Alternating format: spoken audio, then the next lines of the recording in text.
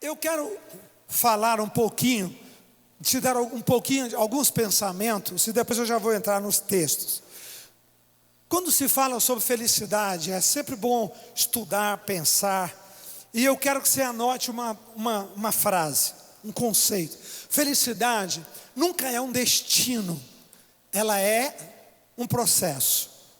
Felicidade, o dia que eu tiver uma casa, um carro dessa espécie ou desse valor, o dia que eu tiver, né, meu noivo, minha namorada, meu marido, minha mulher, o dia que eu tiver passado no concurso, aí eu vou ser feliz. Não faça isso. Você vai ser feliz, não obstante a tudo isso. Com isso ou sem, Deus vai te dar felicidade. Felicidade é o seu processo. Felicidade é o estado do seu coração, da sua alma, cada dia, cada instante, cada momento. E isso você vai ter. Quero ouvir um amém. Amém, amados? Isso você vai ter. Então diga comigo: felicidade não é um fim, é o processo. Enquanto você estiver ligado no seu propósito da sua vida, quando você descobrir seu propósito, estiver ligado no seu propósito, tenha certeza que você vai ser feliz. Você vai esquecer dos problemas, você não vai maximizar os problemas, né? Eles vão tornar do tamanho deles, e você vai avançar. Rosh Hashanah quer dizer cabeça do ano, quer dizer que são esses cultos, essas orações que definem o resto do ano, que definem as conquistas, definem os meses, que definem as vitórias que nós teremos. Quantos creem que o Senhor tem grandes vitórias para você? Pode dar uma salva de palmas a Ele. Todo o Brasil, Norte, Nordeste, Sul, Sudeste, né? Todas as nossas igrejas que nós estamos hoje em videoconferência. Graças a Deus. Que bom. Eu quero começar falando sobre conflitos. Para falar sobre felicidade, na verdade o tema dessa mensagem hoje, o tema é: fortaleça a sua alma para vencer seus desafios. Fortaleça a sua alma para vencer suas batalhas. Pessoas que têm o mínimo de felicidade, para não dizer a felicidade inteira, são pessoas que têm uma alma forte. O que é uma alma forte? O que é uma alma frágil? São formas como nós reagimos aos golpes da vida. A vida tem golpes, a vida tem dificuldades. Como você reage a eles? Isso é que faz a diferença. Isso é que faz a diferença, né? Jesus disse: no mundo tereis aflições, mas tem de bom ânimo, eu venci o mundo. Não é o que te acontece, mas é como você e eu reagimos ao que nos acontece, que faz a diferença. Que faz a diferença. Então, fortaleça a sua alma. E eu comecei a estudar sobre isso e pensar sobre os homens de Deus que tiveram grandes pancadas, grandes golpes, grandes, dificuldades. Tem um texto no livro de Salmo que diz assim: ele reforça a tranca da minha porta, né? E eu não temerei as más notícias. Preguei sobre isso algumas semanas atrás. Ele reforça a tranca das minhas portas e ele não temerá más notícias. Más notícias desestabelece, é como te desestabiliza, é como o trovão que muitas vezes vem, deixa a gente, até você voltar, até você se equilibrar de novo, gasta-se um tempo. Davi teve péssima notícia numa cidade chamada Ziclag. 1 Samuel capítulo 30, projeta para mim, queridos. 1 Samuel 30, de 1 a 7. De 1 a 7, 1 Samuel, nós encontramos Davi em um período difícil, longo. Ele estava fugindo de Davi já vários anos. Não foi um mês, 2 meses, 6 meses, 1 ano. Foram anos. Ele já estava com as esposas, os filhos. Ele já estava com um exército de 600 homens. Era um bando, né? Era quase um mini exército. Ele não tinha espaço para morar em Israel. Ele teve que escapar para a terra de Gade, por um amigo que ele tinha, que era potencialmente adversário, porque era de outro país vizinho, dos filisteus. Mas tinha um rei que era amigo dele.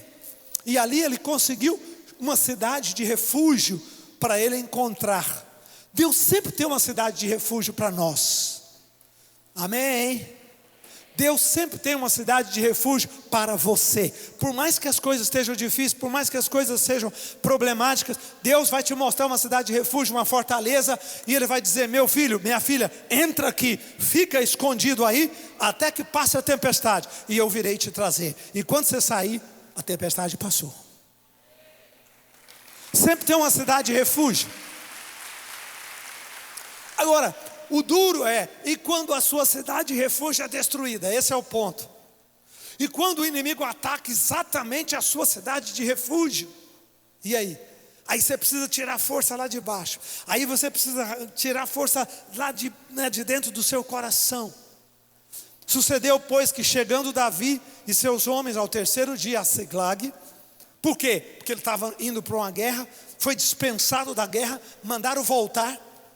Graças a Deus, Deus interviu milagrosamente na vida de Davi e mandou ele voltar, senão ele teria ido guerrear contra os irmãos dele, contra o exército de Saul, porque os filisteus estavam guerreando contra Saul e mataram Saul nessa peleja, nesse momento. Mas Davi foi dispensado. Deixa eu te falar uma coisa, quando alguém te dispensar, dê glória a Deus. Deus está te livrando, Deus não está te traindo, Deus não está te rejeitando, Deus está te livrando. Ele foi mandado de volta, ele foi dispensado. Coisa horrorosa ser dispensado. Ele foi dispensado e voltou sem saber por quê. Quantas vezes a gente não entende o porquê das coisas da vida? Toda vez que você não entender o porquê, não bate cabeça não. Humildemente, anda na luz do universo, anda na luz do dia. Volta para a sua rotina, volta para a sua simplicidade, volta para a sua pequenez, volta a fazer aquilo que você tem que fazer. Faça as coisas rotineiras, certas. E deixa o resto com Deus, que você vai se maravilhar do que estará te esperando. Chegando Davi e seus homens no terceiro dia de Ziclag, já os amalequitas tinham dado com ímpeto contra o sul de Ziclag, e a ferido e queimado. Quando ele chega lá, levaram cativas as mulheres que estavam nela, porém a ninguém mataram, nem menos, nem pequenos, nem grandes, tão somente os levaram consigo e foram pelo seu caminho. 3. E Davi e seus homens vieram à cidade, e eis que estava queimada a fogo, suas mulheres, seus filhos, suas filhas foram levados cativos. Então Davi e o povo que com ele se achava, com ele, alçaram a sua voz e choraram, até não haver mais força para chorar. Choraram. A fortaleza que eles tinham, ele tinha tanta segurança em Ziclag, que ele deixou a cidade praticamente sem nenhuma guarnição e foi embora. Tanta segurança que ele tinha. Quantas vezes você faz um plano, diz: isso vai dar certo, vai ser assim, e tudo cai. E tudo, você diz: meu Deus, mas como aconteceu isso? Não, Senhor, peraí, não podia ser. E você fica atônito, para não dizer chora. E chorou até não ter forças para chorar. 5. Mais um versículo. Também as duas mulheres de Davi foram levadas cativas, a Eunã, jezreelita, e a Abigail, a viúva de Nabal, o carmelita. Davi muito se angustiou, pois o povo falava em apedrejá-lo, porque estava em amargura, cada um por causa dos seus filhos e das suas filhas. Porém Davi o que, gente? Se reanimou no Senhor, seu Deus. Uma alma forte, uma alma fortalecida, encontra força, mesmo na situação mais difícil. Ele não se reanimou por si, ele não se reanimou no pensamento positivo, ele se reanimou no Senhor, o Deus da promessa, o Deus que cuidava dele, o Deus da aliança. Ele tinha certeza que esse Deus daria vitória, e deu. E deu.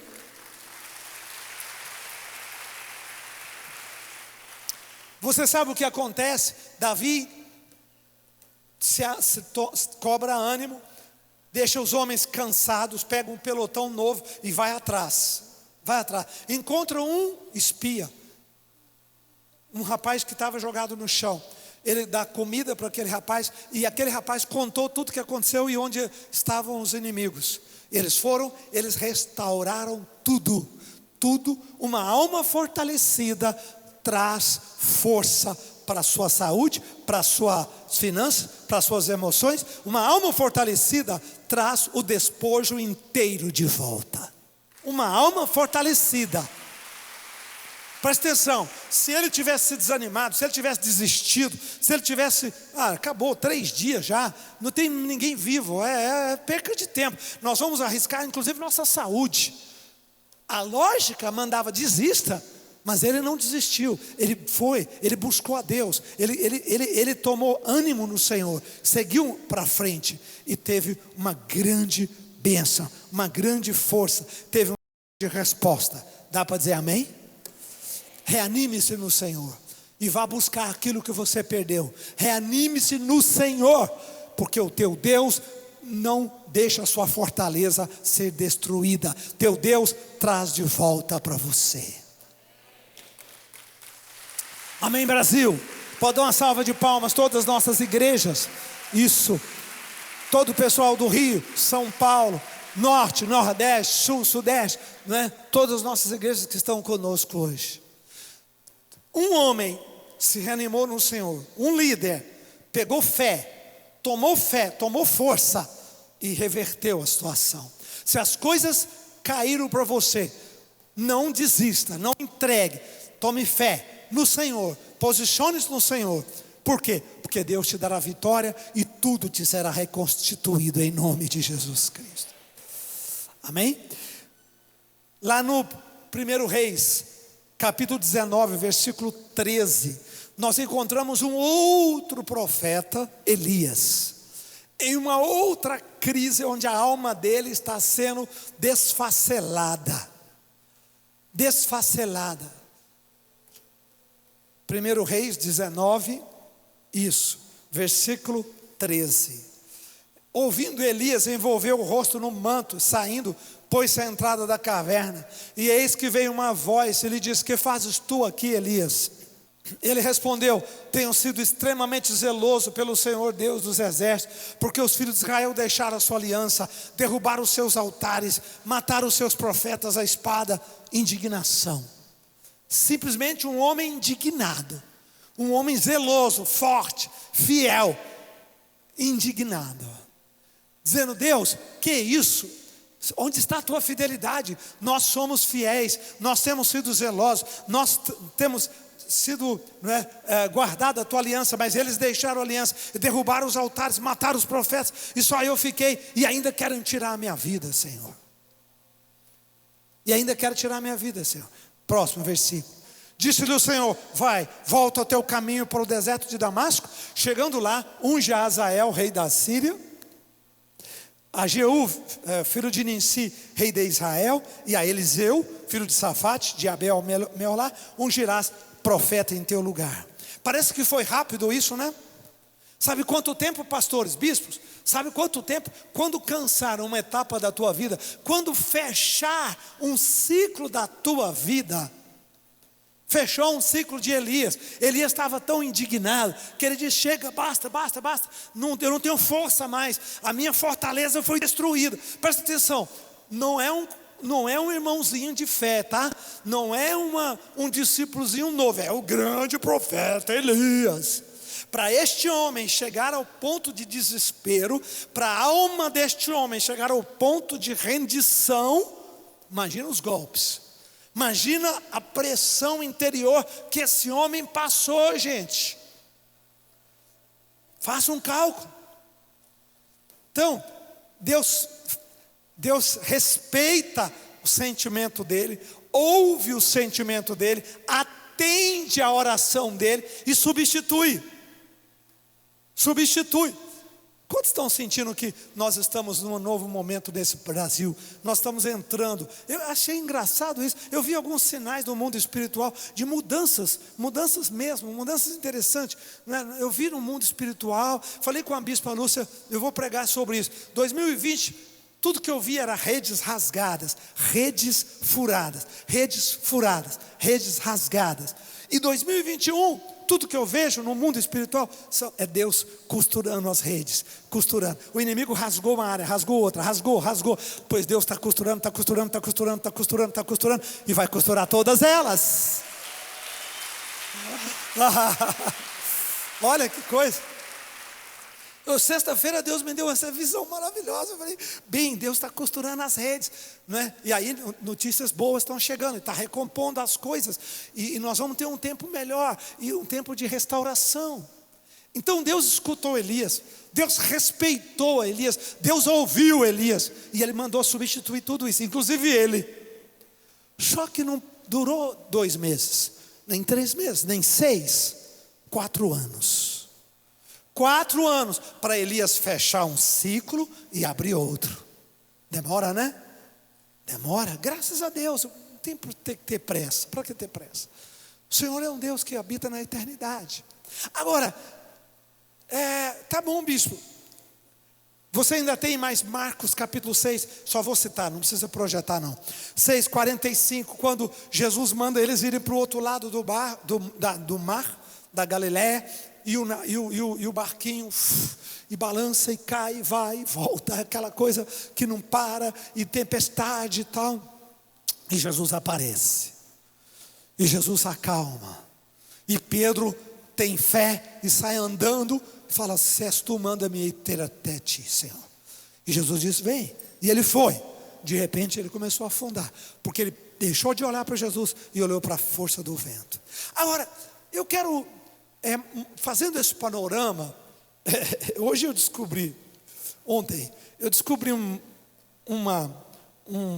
hoje está muito em moda as pessoas verem as coisas no real time, né? Põe uma câmera ali e vamos ver as coisas no real time.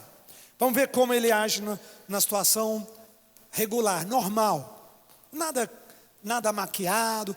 Por exemplo, rede social, você faz um vídeo, quanto mais espontâneo, mais visualização. A ser humano, eles querem ver como é que as coisas funcionam em loco, né? Se levanta de manhã cedo, sem pentear cabelo, sem escova dente, vai para a câmera e fala: bom dia. Tem zilhões de visualização. O povo hoje está doido da cabeça. Mas é assim que funciona. Não tem lógica isso, mas infelizmente é assim que é. Então, eu quero pegar, vai para o Salmo 34. Quero pegar uma câmera real em cima do rei Davi. Em cima do rei Davi. Quando eu fiz aquela Bíblia, a Bíblia cronológica, se você não tem, deveria ter, porque é uma Bíblia maravilhosa, mostra as orações e porquê delas, mostra as profecias e o contexto delas, né? É uma coisa, aquilo é uma raridade, Esses dias eu estava lá na casa da Lia e do João, a gente fizemos algumas reforminhas lá em casa e tivemos que ir para lá, eles estavam viajando, e eu peguei essa Bíblia da nossa filha, que estava no escritório deles. Eu estava fazendo um vídeo, meu Deus, eu olhei, eu apaixonei pela minha Bíblia de novo. Tem muita riqueza nesse negócio aqui, tem muita riqueza. Fantástico, fantástico, especialmente quem olha o índice. Você olha o índice, por que fulano fez isso? Porque às vezes é difícil procurar referência, mas se você vai no final dela e olha o índice, é fantástico, é maravilhoso. Bom, Salmo 34, não, vai para o título do Salmo 34, isso. Será que tem jeito? Será que vocês podem, eu não sei, pode ser que a tradução não tenha o título, não sei. Salmo 34, antes de ele começar, os versículos tem um título, Salmo de Davi, o título é esse, Salmo de Davi, quando se fingiu amalucado, na presença do rei Abimeleque, por este foi expulso, e ele se foi. O que é isso? Aquele episódio que eu li para você de Ziklag, da cidade, fortaleza dele, Aconteceu porque os reis dos filisteus se juntaram aos seus exércitos. Eles eram um grande território formado por pequenos reis, pequenos príncipes. Davi era muito amigo de um príncipe de Lagate. E ele subiu, e Davi estava morando em Ziclag, que era dos filisteus. Então todos os homens tinham que subir na guerra pelo lado dos filisteus, não pelo lado de Israel. Imagina Davi matar seus irmãos. Nunca ele seria rei. Se ele fosse naquela guerra, ele nunca seria rei. Eles nunca perdoariam ele se ele fosse naquela guerra, porque ele iria matar muito irmão de sangue, Os irmãos dele estavam no exército de Saul. Tinha outros que estavam então eles nunca iam perdoá-lo. Tudo bem, ele estava exilado lá. Uma coisa é estar exilado, outra coisa é ir guerrear, matar seus. Ele nunca seria rei. Olha como uma rejeição de hoje guia seu destino de amanhã. Não foi só José, Davi também. Se ele tivesse ido naquela guerra, ele nunca seria rei de Israel. Nunca, por causa de um fato que o proibiria para sempre. Eles nunca o perdoariam por isso. Aí quando ele chega lá no rei, o rei começa a fazer pergunta para ele, e eles descobrem que era Davi. Até que o amigo dele, mas esse cara aqui foi o cara que matou Golias. Esse cara aqui, mas vocês estão loucos? Como é que esse cara vai conosco na peleja? E aí Davi viu na hora que eles foram prendê-lo. Sabe o que Davi fez? Simulou um ataque de loucura. Ele começou a ter um acesso assim, e bater a cabeça, e babar, e torcer o pescoço, e cuspiu no rei, cuspiu em todo mundo. Ele fez um teatro.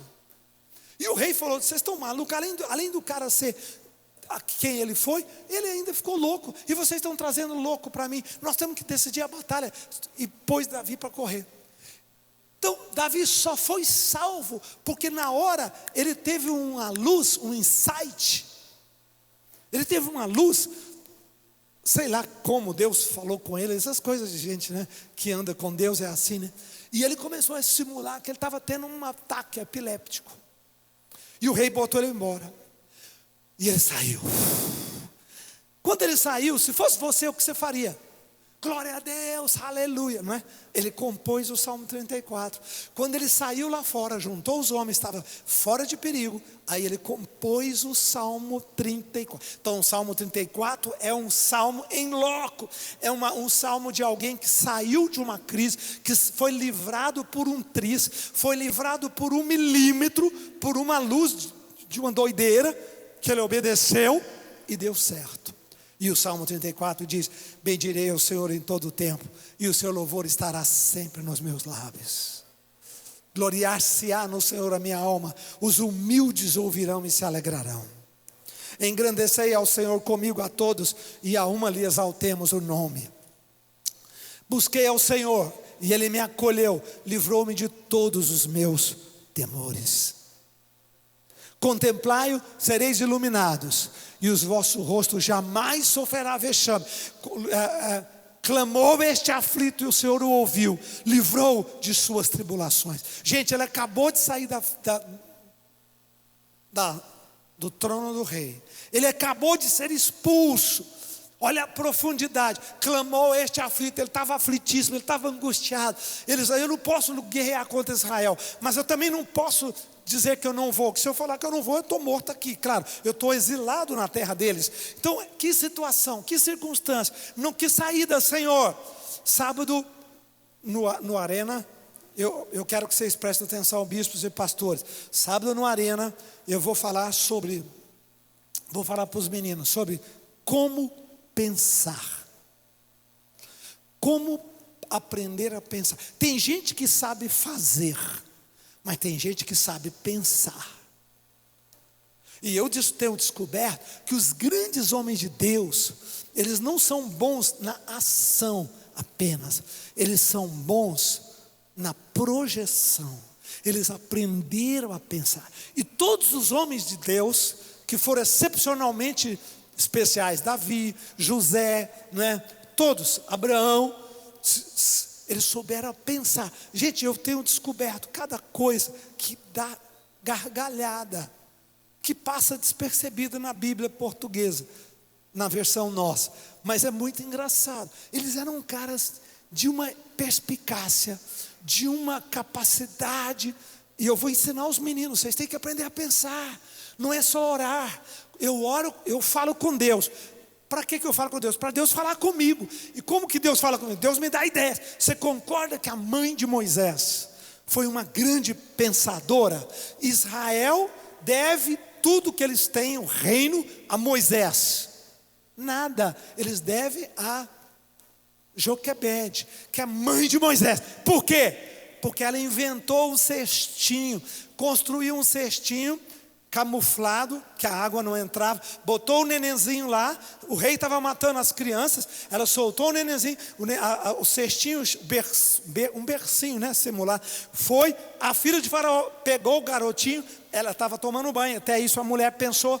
A mãe de Moisés, Joquebede, era uma grande pensadora, e por ser grande pensadora, grande estrategista, Moisés tornou quem ele foi, Israel tornou quem ele foi, e a Bíblia chegou até nós. Uma mulher. Pensar. Às vezes nós ensinamos muito o nosso povo a orar, mas não ensinamos a pensar. Agem precipitadamente, agem de maneira, né, assim, atabalhoada, não sabe jogar xadrez. Tem que aprender a jogar xadrez, meu filho. Como assim, bicho? Pensar, inspirado pelo Espírito Santo. O Espírito Santo trabalha em nós. Clamou este aflito e o Senhor o ouviu, livrou de todas as suas tribulações. Próximo. O anjo do Senhor acampa-se ao redor dos que o temem e os livra. Eles tinham acabado de ver o anjo tirá-lo. Como que o anjo tirou? Com a espada de fogo. O anjo chegou lá e falou para o rei Abimeleque: não toca no meu servo. Isso é o que o crente gosta, não é? É assim ou não é? E foi o que aconteceu? Não. O que livrou Davi? O chilique que ele deu. O teatro. Teve anjo lá? Não, gente. Então, o anjo de Deus estava lá sim, mas não do jeito que nós queremos, não com espada. O anjo deu uma ideia para ele. Foi uma encenação que livrou Davi. Foi ele ter babado. Tem uma tradução que fala que ele, depois de Davi, porque esse título está muito resumidinho, mas tem uma que fala, depois de Davi ter encenado, se contorcendo e babando na frente do rei. Foi isso que livrou ele. Foi exatamente isso. O anjo do Senhor acampa-se ao redor dos que o temem e o livra. Ó, provai e vede que o Senhor é bom, bem-aventurado o homem que nele se refugia. Então, as palavras mais preciosas, o Salmo 34, ele tem alguns conjuntos de versículos maravilhosos. E onde esse salmo foi escrito? Logo que Davi saiu, terminou o perigo da frente do rei, onde ele encenou-se, está sofrendo um ataque de loucura.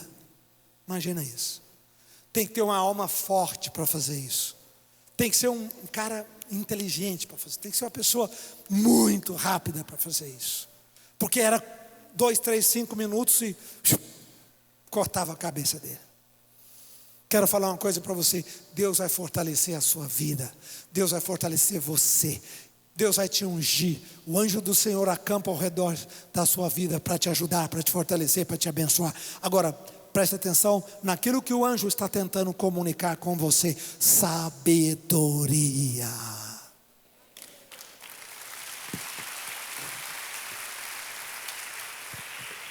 Levanta a sua mão e diga: obrigado pela tua palavra, meu Deus.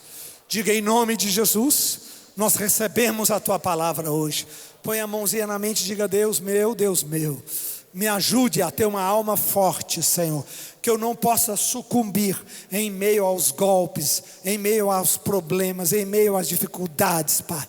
Senhor, em nome de Jesus, quando as minhas fortalezas forem abaladas, atingidas, que o Senhor continue me dando força para vencer. Em nome de Jesus, nós vamos vencer. Nós vamos atravessar, nós vamos chegar do outro lado, onde tua providência e tua paz estará nos esperando, em teu santo nome. Amém. Aleluia.